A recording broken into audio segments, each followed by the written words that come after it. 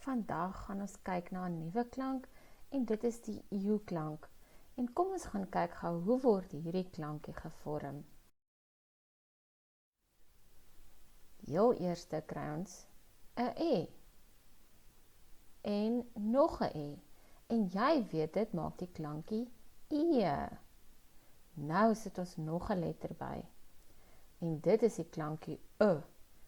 Nou, wanneer ons hierdie klankie moet uitspreek, sê ons dis eeu. Eeu. Kom ons gaan kyk na 'n paar eeu woorde en sinne. Daardie voël, wat noem ons hom? 'n seemeeu. Mooi. Kom ons lees die sin. Daar is 'n seemeeu op die strand. Ons volgende prentjie, ek weet jy weet wat dit is, 'n leeu. In die wildtuin is daar 'n maanhaar-leeu.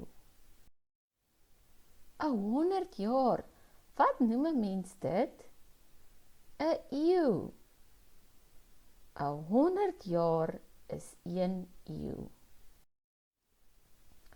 Dit lyk sommer koud, want dit sneeu. Dit sneeu in die winter as dit koud is. Wat doen daardie seun? Hy skreeu vir iemand. Die seun skreeu vir sy maat om te pas op. En daardie voël, wat noem ons hom nou weer? Ja, dit is 'n swart spreeu. Die spreeu is 'n swart voël. En wat op die aarde noem 'n mens daardie dier? 'n seeleeu. Hy lyk baie soos 'n rob, nê? Die seeleeu is groot en eet vis.